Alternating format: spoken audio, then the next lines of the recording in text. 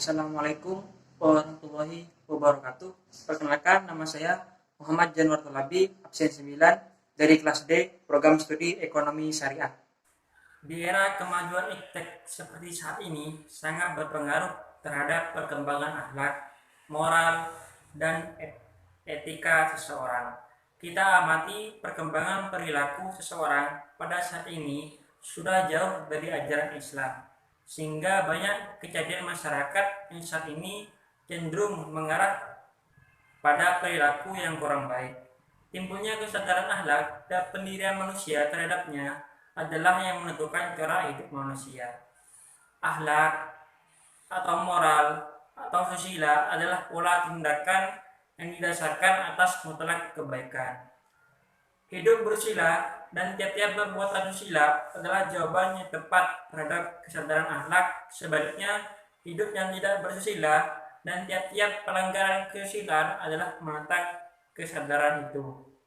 Kesadaran akhlak adalah kesadaran manusia tentang dirinya sendiri, di mana manusia melihat atau merasakan diri sendiri yang berhubungan dengan baik dan buruk, membedakan halal, haram, hak dan batil, boleh dan tidak boleh dilakukan. Sebagai generasi penerus Indonesia, sangatlah tidak terpuji jika kita para generasi penerus tidak memiliki etika, moral, dan akhlak. Akhlak secara bahasa, kata akhlak berasal dari bahasa Arab. Juma dari bentuk mufradnya, kulkun yang menurut logat diartikan budi pekerti. Sedangkan secara istilah, akhlak, kehendak, dan tindakan yang sudah menyatu dengan pribadi seseorang dalam kehidupan sehingga sulit untuk dipisahkan. Karena kehendak dan tindakan itu sudah menjadi bagian yang tak terpisahkan, maka seseorang dapat mewujudkan kehendak dan tindakannya itu dengan mudah, tidak memerlukan banyak pertimbangan dan pemikiran. Oleh karena itu, tidak salah apabila sering diterjemahkan kepribadian lantaran kehendak tindakannya itu sudah menjadi bagian kepribadiannya. Sebagai salah satu contoh, seseorang tidak bisa dikatakan sebagai berharap dermawan apabila menyerahkan hartanya hanya dimotivasi oleh kebutuhan yang mendadak, bukan dengan keadaan yang sudah menancap dan melekat di dalam jiwanya. Demikian juga yang dalam melakukan perbuatan dengan terpaksa, maka perbuatannya itu tidak bisa dikatakan sebagai akhlak. Etika secara bahasa, dalam Kamus Umum Bahasa Indonesia, etika diartikan ilmu pengetahuan tentang asas-asas atau moral. Dari kebiasaan ini terlihat bahwa etika berhubungan dengan upaya menentukan tingkah laku.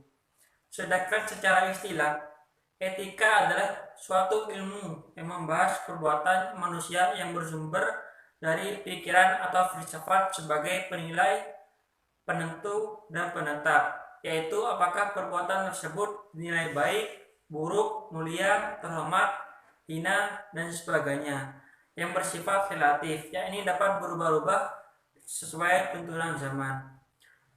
Dengan demikian, etika lebih merupakan ilmu pengetahuan yang berhubungan dengan upaya menentukan perbuatan yang dilakukan manusia untuk dikatakan baik atau buruk. Berbagai pemikiran dan kemukakan para filsafat barat berbuat yang baik atau buruk dapat dikelompokkan kepada pemikiran etika karena berasal dari hasil berpikir. Dengan demikian, etika sifatnya humanistis dan antropocentris. Ini berdasarkan pada pemikiran manusia pada diarahkan pada manusia. Dengan kata lain, etika adalah aturan atau pola tingkah laku yang dihasilkan oleh akal manusia. Sebagai contoh, ketika masuk ke rumah, orang lain harus mengetuk pintu rumah dan memberikan salam. Yang ketiga, moral. Moral dari segi bahasa, moral berasal dari bahasa Latin, yaitu mores, yaitu jamak dari kata mos yang berarti ada kebiasaan. Dalam Kamus Umum Bahasa Indonesia, moral menentukan baik buruk terhadap perbuatan dan kelakuan. Menurut istilah, moral adalah suatu istilah yang digunakan untuk menentukan batas-batas dari sifat kehendak, pendapat atau perbuatan secara layak dikatakan benar, salah, baik, atau buruk.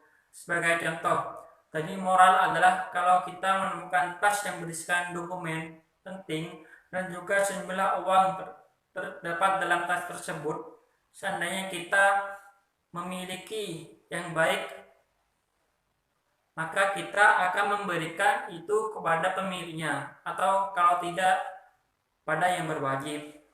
Yang terakhir itu susila. Sila berasal dari kata susila yang mendapat awalan dari kata akhiran an. Kata tersebut berasal dari bahasa Sanskerta, yaitu su dan sila.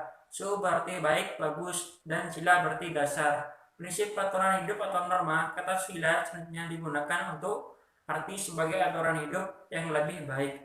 Orang yang susila adalah orang yang berkelakuan baik, sedangkan orang yang asusila adalah orang yang berkelakuan buruk. Contohnya para pelaku zina atau pelacur sering diberi gelar sebagai tuna asusila. Selanjutnya, kata susila dapat berarti sopan, beradab, baik budi, dan bahasanya. Dan susila sama dengan kesopanan. Dengan demikian, kesusilaan lebih mengacu pada upaya membimbing, memandu, mengarahkan, membiasakan, dan memasyarakatkan hidup yang berlaku dalam masyarakat. Kesusilaan menggambarkan keadaan di mana orang selalu menerapkan nilai-nilai yang baik dipandang baik. Berdasarkan pembahasan di atas, kita dapat sampai pada kesimpulan bahwa antara akhlak Islam yang bersumber pada wahyu dapat menerima atau mengakui peranan yang dimainkan oleh etika, moral, dan susila, yaitu sebagai sarana atau partner untuk menyebarkan akhlak Islam yang terdapat dalam Al-Quran dan hadis. Sepanjang etika, moral, dan susila itu sejalan dengan Al-Quran dan hadis tersebut. Cukup sampai di sini pembahasan saya, kurang lebihnya mohon maaf. Wassalamualaikum warahmatullahi wabarakatuh.